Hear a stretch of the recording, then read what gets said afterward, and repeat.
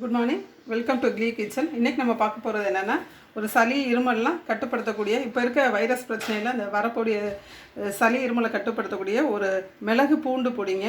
இது மிளகு நம்ம சமையலுக்கு யூஸ் பண்ணுற மிளகு தான். இது வந்து இந்த ஒரு கரண்டி எடுத்திருக்கேன், ஒரு குழம்பு கரண்டி அளவுக்கு. இதுக்கு வந்து 3 பூண்டு நல்லா தோல் நீக்கிட்டு கட் பண்ணி வச்சுருக்கேன். நெய் வந்து சும்மா இப்போ அரை ஸ்பூன் தான் வதக்கிறதுக்கு யூஸ் பண்ண போகிறோம். அரை ஸ்பூன் உப்பு அவங்கவுங்களுக்கு தேவையான அளவு. இப்போ எப்படி செய்கிறன்றதை பார்ப்போம். அடுப்பு பற்ற வச்சுருவோம். அடுப்பு பற்ற வச்சு நெய் பார்த்திங்கன்னா, இந்த ஒரு குழம்பு கரண்டி மிளகுக்கு இந்த ஒரு சின்ன ஸ்பூனில் ஒரு ஸ்பூன் நெய் விட்டுருக்கேன். இப்போ இந்த நெய் காஞ்சதும் நம்ம இந்த மிளகு போட்டு வறுத்துற வேண்டியதுதான். இப்போ குழந்தைகளுக்கெலாம் இது ரொம்ப நல்லது. நம்ம இது வந்து இட்லி தோசைக்கு தான் இது தொட்டு சாப்பிட்டா ரொம்ப கரெக்டாக இருக்கும். சாதத்துக்கு இதிலே கொஞ்சம் வேரியேஷன் வரும். இப்போ வந்து இந்த மிளகு சட்டி காஞ்சிச்சு, நெய் காஞ்சிச்சு. இந்த மிளகை போட்டு வறுக்கிறோம். மிளகு நல்லா பொரிஞ்சு வரணும். பொரிஞ்சு வந்ததும் உங்களுக்கு காமிக்கிறேன்.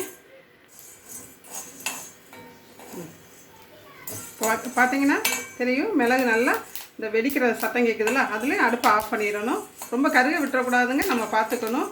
இப்போ இது ஆறுனதும் எப்படி திரிக்கின்றதை காமிக்கிறேன். இப்போ மிளகு ஆறுனதை, நல்லா வெடித்த மிளகு ஆறுனதை மிக்சியில் போட்டு சுற்றிக்கிறேன். இப்போ இதை சுற்றி எடுத்துகிட்டு உங்களுக்கு காமிக்கிறேன். இப்போ பார்த்தீங்கன்னா உங்களுக்கே தெரியுங்க, மிளகு வந்து நல்லா இப்படி நைஸாக திரிச்சிருக்கேன். இப்போ இதை மிளகு தட்டிட்டு இப்போ இதே ஜாரில் பூண்டை தனியாக போட்டு சுற்றணும். ஏன்னா உங்களுக்கு வந்து ஃபஸ்ட்டே பூண்டோட நம்ம மிளகு பொடியோட பூண்டை போட்டு சுற்றணும்னா அது வந்து அது ஒரு மாதிரி சட்னி மாதிரிக்கு ஆயிரும். இப்போ இதை அரைச்சிட்டு உங்களுக்கு இன்னொரு காமிக்கிறேன். இப்போ பார்த்தீங்கன்னா உங்களுக்கு தெரியும், இந்த பூண்டு வந்து பூண்டை நம்ம வதக்கலாம் இல்லை, ஸோ கொஞ்சம் ஈரப்பசமாக தான் இருக்குது. இப்போ இதில் இந்த மிளகு பொடி நுணுக்கினதை தூக்கி, மிளகும் உப்பும் போட்டு நுணுக்கினதை தூக்கி போட்டுருவோம். போட்டுட்டு இதை இன்னொரு